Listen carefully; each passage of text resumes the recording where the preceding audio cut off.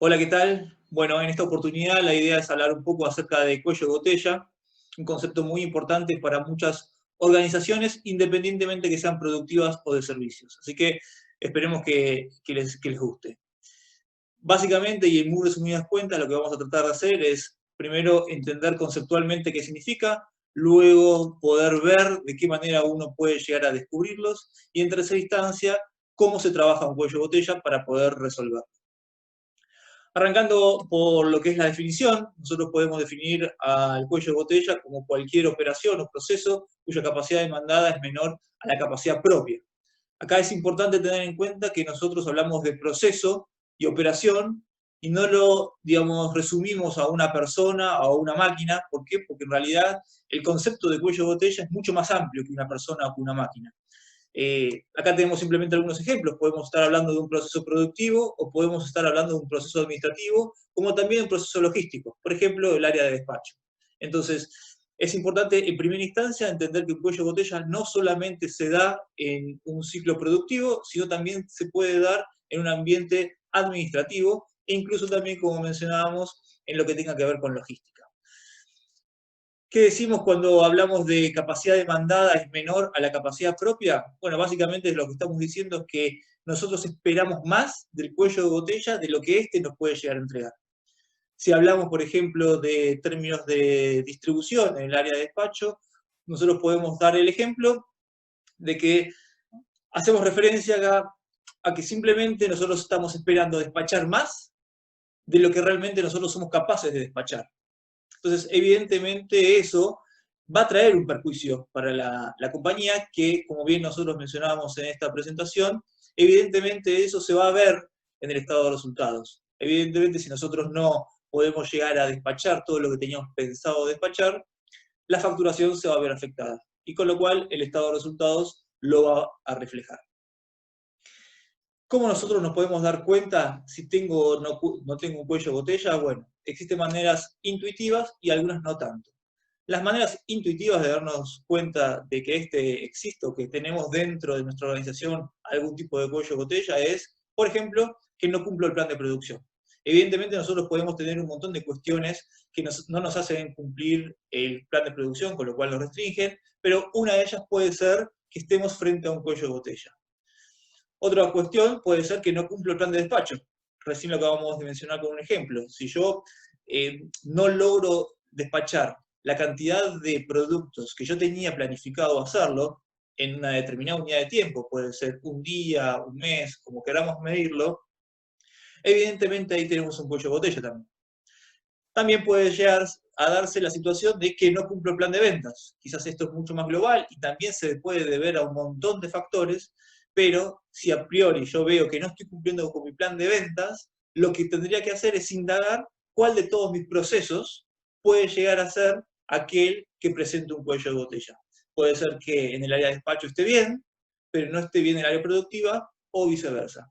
O mismo también puede suceder que está ok lo que es la parte productiva, es decir, no es un cuello de botella, tampoco es un cuello de botella lo que es la parte logística, es decir, la carga, si se quiere, de camiones, simplemente para dar un ejemplo, y puede ser que el problema lo tengamos en la persona que está cargando la información de una computadora para poder facturar. Puede ser en ese caso puntual que el proceso administrativo de facturación sea nuestro cuello de botella. Y con esto, evidentemente, estamos mostrando que no solamente se reduce a hablar de temas productivos o despachos, sino que también puede ser un tema netamente administrativo. Estas por lo menos son las maneras más intuitivas de poder detectar un cuello de botella o a priori entender que tenemos algún problema interno. Ahora bien, seguramente existen sistemas mucho más complejos que va a requerir un análisis mucho más exhaustivo de cada unidad de transformación, entenderla en su nivel de productividad, entenderla en su nivel capacitivo, como para poder descubrir si existe o no existe un cuello de botella y de existir cuál de todas estas unidades de transformación, para este ejemplo, podría llegar a serlo.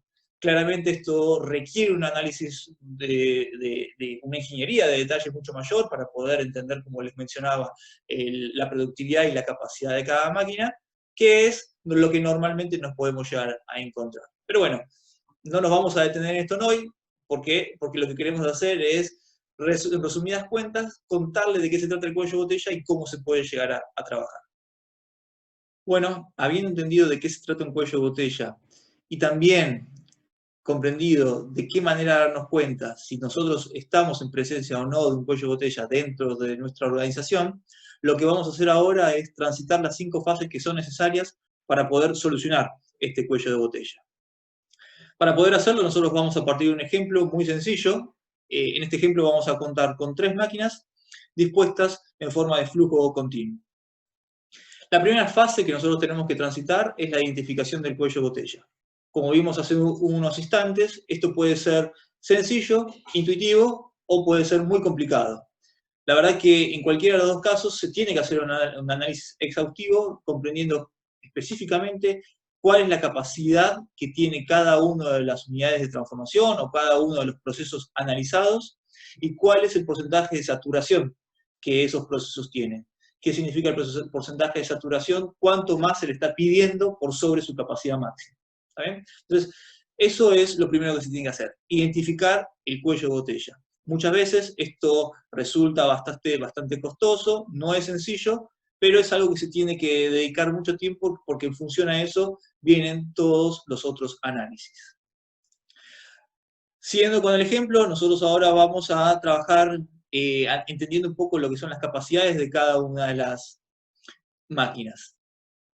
En este caso nosotros encontramos una barra verde que nos indica la demanda del mercado, los pedidos que nos hacen los clientes para nuestros productos, y una barra naranja que nos indican en esta instancia cuál es la capacidad que nosotros tenemos de entregar productos para nuestro mercado, y estas 3 barras naranjas lo que nos indican es cómo está trabajando cada una de las máquinas. También nosotros vamos a ver en este ejemplo líneas punteadas de color rojo, lo que nos indica la capacidad máxima de cada uno de los medios de elaboración. Entonces, partiendo de una situación inicial, nosotros nos encontramos con esta situación, donde un mercado nos demanda una X cantidad de producto y nosotros solamente tenemos la capacidad de entregar esta cantidad de producto. Esta cantidad de productos claramente está limitada por lo que nos puede entregar la máquina 3. Un dato no menor, que es que esta barra de color celeste nos indica tiempo improductivo que tiene actualmente esta máquina número 3. Entonces, si nosotros consideramos la capacidad máxima que tiene esta máquina 3, le restamos los tiempos improductivos, nosotros vamos a ver que lo máximo que podemos entregar es esta cuantía. Entonces, como primer punto, identificamos nuestro cuello de botella, que claramente nosotros lo encontramos situado en la máquina 3. Como segundo punto, lo que tenemos que hacer es explotar la restricción. ¿Qué significa explotar la restricción? Sacarle el máximo jugo a la piedra. En este caso es trabajar en nuestro cuello de botella haciendo que este sea lo más eficiente posible. Traducido a un ejemplo real, nosotros lo que podemos llegar a hacer es aumentar la cantidad de turnos de trabajo. Si nosotros estamos trabajando un turno, llevarlo a 2 turnos o llevarlo a 3 turnos. Si nosotros vemos que nuestra unidad de transformación, nuestra máquina en este caso, lo que hace es dejar de producir en determinados momentos del día porque, no sé, la persona que atiende esa máquina está en el horario de almuerzo, lo que tenemos que hacer es tratar de trabajar con el solapamiento de turnos para que la máquina esté permanentemente activa. En definitiva, lo que nosotros buscamos justamente con esta fase número 2 de explotar la restricción es que la máquina, si estamos hablando de una máquina como es en este ejemplo, nunca pare. ¿Está bien? Nosotros tenemos que entender que cada minuto que nosotros perdemos en nuestro cuello de botella es un minuto menos que nosotros vamos a poder hacer un producto terminado. Entonces, eso es importante entender. Entonces, una vez que nosotros detectamos este cuello de botella, lo que vamos a hacer es trabajar en la explotación de este cuello de botella, es decir, trabajar a la máxima eficiencia. Otra cuestión que nosotros vamos a ver en esta gráfica es que tanto la máquina 1 como la máquina 2 están trabajando a su máxima capacidad. Esto es algo que normalmente se encuentra en muchas industrias o muchas organizaciones, y se cree que porque yo haga trabajar a la máxima capacidad posible cada una de las máquinas, lo que voy a lograr es un costo menor unitario. La verdad que puede ser que se logre un costo unitario menor, pero lo que estoy haciendo es generando un inventario de semi-elaborados que evidentemente también me van a pegar en mi estado de resultados. Fíjense que en definitiva yo lo máximo que puedo procesar en este ejemplo es hasta aquí. es esta barra naranja. Con lo cual, la diferencia entre esta línea punteada y la máxima capacidad a la cual estoy trabajando, tanto la máquina 2 como la máquina 1, lo que voy a hacer es generar inventario.